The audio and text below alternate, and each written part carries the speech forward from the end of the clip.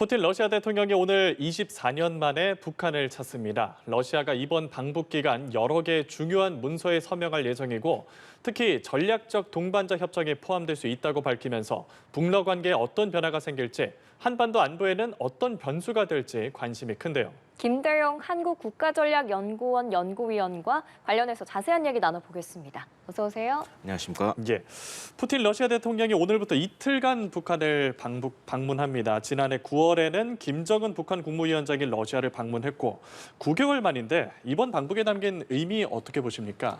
사실 뭐 외교상 다른 나라의 정상을 1년도 안 돼서 이렇게 만난다라는 건 굉장히 좀 특이하다고 할 수 있거든요. 예.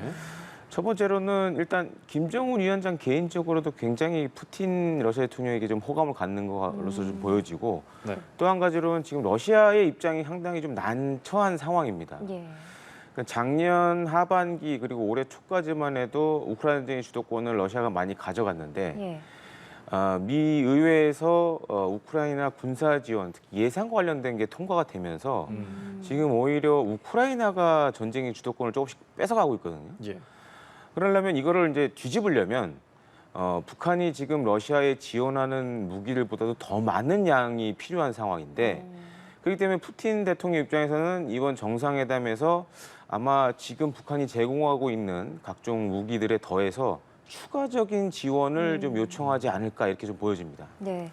1년도 안 돼서 만나는 거긴 하지만 푸틴의 방북은 24년 만인 만큼 또 최고 수준의 의전을 북한이 준비하고 있을 걸로 알려지는데 좀 어떤 환영 행사가 이루어질지도 궁금하고 예. 그 2월에 푸틴이 선물한 그 러시아산 고급 승용차 있잖아요. 예. 아우루스라고 하죠. 예. 요걸 함께 탈 가능성도 제기되고 있는데 어떻게 보세요?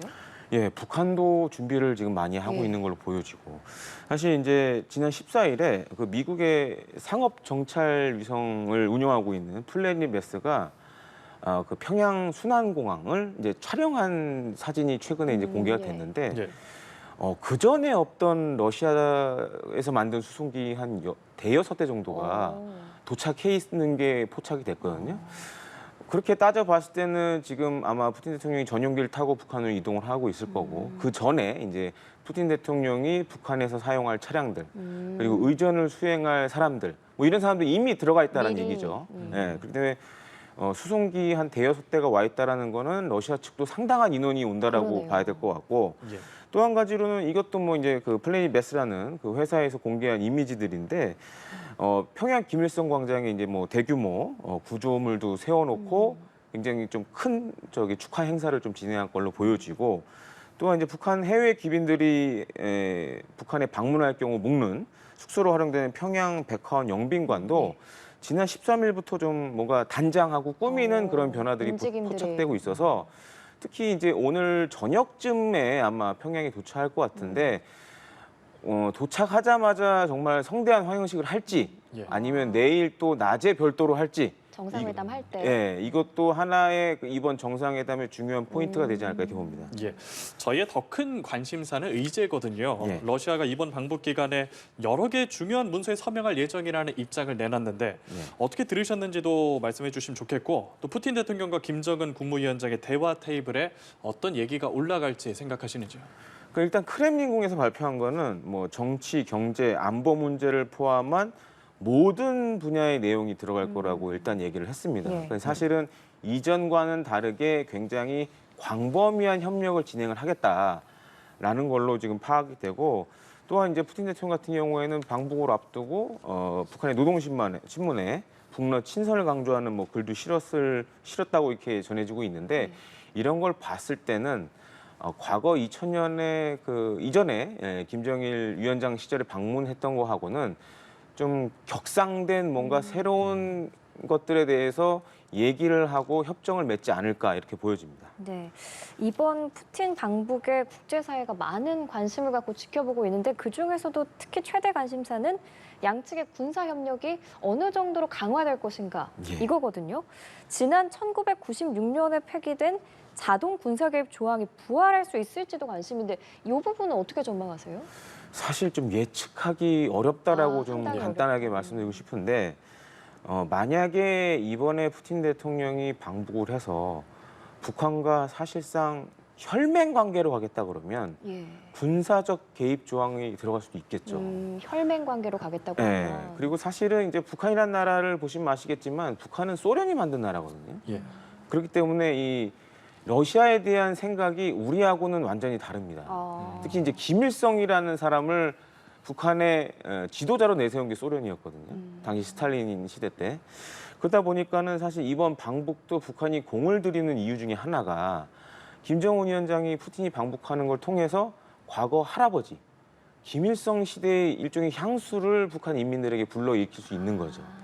그런 것도 있고 또 한 가지로는 북한이 사실 러시아의 몇 안 되는 동맹국 가운데서 유일하게 거의 유일하게 우크라이나전에 러시아의 엄청난 무기를 지금 지원하고 있거든요. 예.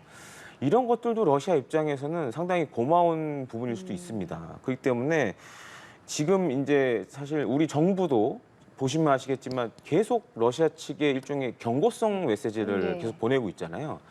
이렇다는 거는 뭐 이와 관련된 정보라든가 첩보를 입수하고 하지 말라고 지금 시그널을 보내는 걸로 볼 수밖에 없거든요. 예. 그렇기 때문에 가능성이 아예 없다라고 얘기하기에는 사실 조금 지금은 어려운 상황이 아닌가 이렇게 보여집니다. 예, 푸틴 대통령이 또 방북 앞두고 북한하고 이 서방의 통제를 받지 않는 무역 및 상호 결제 체계를 발전시키겠다라는 글을 노동신문에 기고를 했는데 예. 어떤 의도일지 앞으로 좀 자체적인 무역 결제 시스템을 갖추겠다는 의도로 볼 수 있을까요? 사실 러시아와 북한은 2014년 6월에 예. 블라디보스토크에서 경제 공동회의를 한번 개최한 적이 있습니다. 이때 양국 간 교역에 루브라를 주요 통화로 하는데 이미 합의는 했습니다. 근데 실제로 하지는 않은 거죠. 근데 이제 문제가 지금 그 루브라 같은 경우에는 아시다시피 이제 서방이나 특히 미국을 주축으로 한 유럽 그리고 각종 제재로 인해서 러시아 국내에서도 가치가 떨어지고 있거든요. 예. 근데 북한 입장에서 이렇게 가치가 떨어지는 돈을 받는다는 거는 사실 아무 쓸모가 없습니다. 그렇죠.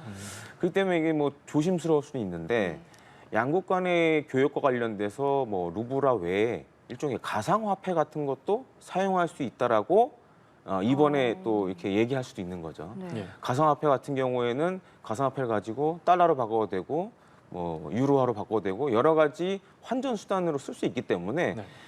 저는 오히려 루브라보다는 가상화폐 쪽이 좀 더 유력하지 않나 이렇게 보고 있습니다. 예, 어쨌든 가상화폐 그런 쪽이. 가상화폐를 활용해서라도 두 나라 간의 좀 시스템을 갖추겠다는 의도로 볼 수 있겠죠. 그렇습니다. 특히 이 러시아 입장에서는 지금 북한이 생산하고 있는 각종 무기가 예. 굉장히 기묘한 상황이고 반면에 이제 북한 입장에서는 그동안 이렇게 거래를 하면서 에너지라든가 식량으로 받아왔지만 사실 더 필요한 건 돈이거든요. 그렇기 때문에 이번에 그런 부분에 대해서도 일정 부분 러시아와 좀 합의를 하지 않을까 이렇게 조심스럽게 예측을 해봅니다. 네, 또 북한이 또 지난달 27일에 군사정찰위성 시험 발사할 때가 실패한 적이 있잖아요. 예. 그러면 이번에 푸틴 대통령이 방북을 하면서 러시아가 추가적인 기술 이전을 할 가능성도 있는지 이게 전적으로 러시아의 뜻에 달린 거니까요. 만약에 그렇게 된다면 북한이 뭐 하반기에도 추가로 발사할 가능성도 있는지 이 부분은 어떻게 보세요? 사실 이전에도 그 북한이 군사정찰 위성을 발사할 때 일부 해외 매체에서는 여기에 러시아 기술자들이 참여를 한 걸로 보여진다라는 얘기도 있었거든요. 뭐 하반기에 만약에 북한이 군사정찰 위성을 발사한다 그러면은 또 러시아 기술자들이 와서 기술적인 조언 혹은 지원을 해줄 가능성은 충분히 있다고 보여집니다. 그리고 앞서도 좀 말씀을 드렸지만 지금 여러 가지 포괄적인 협의를 하려는 준비를 하고 있고 예. 그 가운데 하나가 이제 뭐 군사적일 수도 있지만 예. 우주 공간의 사용에 관해서 양국이 또 합의를 할 수가 있죠. 예를 들어서 러시아 우주선에 북한 우주 조종사가 탈 수도 있고 비행사가 탈 수도 있고 그런 새로운 프로그램도 얼마든지 조성이 가능합니다. 지금 상황에서는. 그렇기 때문에 포괄적인 우주 협력에 관한 협정 같은 게 만약 맺어진다라 그러면 군사정찰 위성 발사에 관련된 이제 기술적인 난제들 이런 걸 극복하는 게 굉장히 빨라질 수 있겠죠. 예, 이번 만남을 중국은 어떤 시선으로 보고 있을지도 관심이 큰데 특히 오늘 서울에선 한중 외교안보대화가 개최되지 않습니까? 예. 푸틴 대통령하고 김정은 국무위원장이 오늘 만난다더라 이런 얘기도 좀 오갈까요? 참 이게 아이러니한데요. 사실 예. 그동안 우리가 이제 북한, 중국, 러시아를 묶어서 이제 북중러로 얘기를 예. 많이 했는데 그러니까 이번 이 푸틴 러시아 대통령의 방북을 보면 북러가 있고 중국은 약간 떨어져 있다라는 느낌이 좀 맞아요. 들거든요. 예, 그리고 또 공교롭게도 한중 간의 이런 또 외교 안보 대화가 오늘. 방북하는 날 또 이루어지고 그래서 사실은 이제 중국 입장에서 봤을 때는 러시아와 북한이 가까워지는 거는 그렇게 썩 달가운 일은 아닙니다, 사실. 근데 과거 이 북중러의 뭐 외교라든가 역사를 살펴보면 북한 같은 경우에는 자국의 이익에 따라서 또 중국과 친할 때가 있었고 러시아랑 친할 때가 있었는데 그만큼 북한은 중러를 왔다 갔다 하면서 자기네 이익 챙기는데 굉장히 잘 발달이 돼 있는 나라거든요. 그러니까 이제 중국 입장에서는 과연 북한이 러시아 만나 무슨 얘기를 할까도 굉장히 궁금할 거고 예. 네. 사실 그동안 한중 간의 이런 협력도 한미일 이 동맹이 강화가 되면서 중국 입장에서는 이 한미일 동맹도 상당히 부담스러운 존재거든요.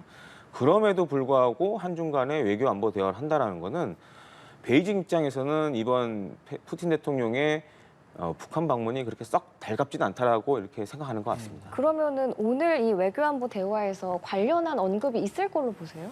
뭐 공개적으로 얘기는 하진 않을 것 같습니다. 아마 이제 실무자들 간에 예. 협의하면서 이번 푸틴 대통령의 북한 방문에 대해서 양국이 아마 조금은 공감대가 그래도 뭐 의제라든가 이런 예. 부분에 대해서 공감대를 형성하지 않을까 이렇게 조심스럽게 좀 추정을 해봅니다. 네, 그 부분은 뭐 지켜보면 알 수 있을 것 같고 마지막으로 한국과 러시아의 관계를 좀 보면 지난 5일에 푸틴 대통령이 주요 뉴스통신사 대표들과 만난 자리에서 한국과 관련해서 내놓은 메시지가 있어요. 예. 짧게 말씀을 드리면 한국이 우크라이나에 무기를 직접 공급하지 않아 감사하다며 미래의 한러 관계를 회복할 수 있길 바란다 이런 뜻을 전했거든요. 예.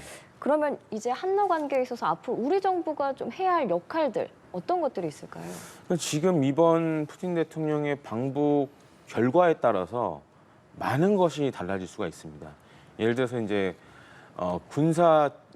군사적 개입과 관련된 것이 이번 정상회담에서 만약 확정이 된다 그러면은 이건 사실 한러 관계가 이제 파탄의 수준으로 간다라고밖에 볼 수가 없습니다. 그렇게 네. 되면 우리 정부 입장에서는 이제 꺼내들 수 있는 카드가 그동안 우리나라는 우크라이나에 대해서 직접적인 무기 지원을 하지 않았지만 만약에 러시아가 유사시 군사 개입을 한다라는 조항이 들어간다 그러면 네.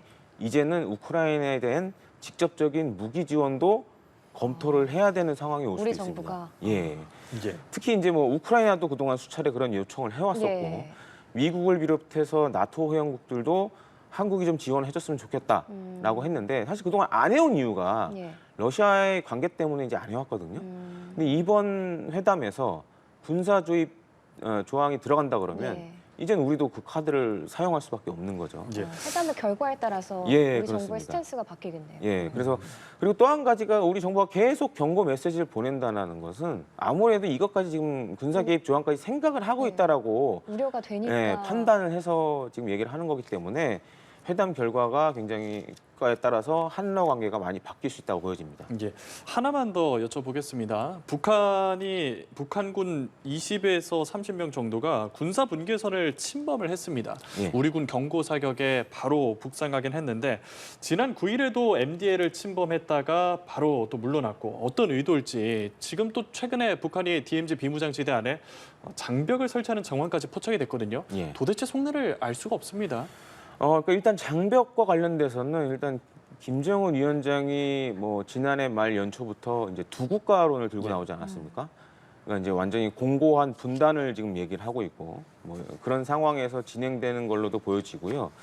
또 한 가지로는 상당히 좀 우려스럽긴 한데 이렇게 북한군도 알고 있죠. 네. 일정한 선을 넘어오면 어떻게 된다라는 거를. 그렇죠. 근데 지속적으로 지금 반복을 하고 있단 말이에요. 그러니까 뭐 일례로 2015년에 이제 그 목함지뢰 사건을 좀 생각을 해보면 예. 목함지뢰 사건이 발생하기 20일 전부터 북한군이 이런 식으로 왔다 갔다 했거든요. 우리 군의 경고 사격에 물러났는데 근데 결국에 20일 후에 목함지뢰 사건이 터지면서 남북 간에 정말 그 무력 충돌의 위기까지 간 적이 있었는데 네. 물론 이제 단순한 침범일 수도 있지만 이게 만약에 계속된다 그러면 좀 의도를 좀 봐야 될 것 같습니다. 그러니까 뭔가 푸틴 대통령 방북 이후에 뭔가 우리에게 어떠한 도발을 하기 위한 준비 작업인 건지 아니면 그냥 단순 침범인 건지 이런 것에 대해서 우리 공당국이 좀 주의 깊게 좀 살펴볼 필요가 있다고 보여집니다. 예, 알겠습니다. 곧 있을 북러 정상회담과 관련해서 김대영 한국국가전략연구원 연구위원과 얘기 나눠봤습니다. 고맙습니다. 감사합니다.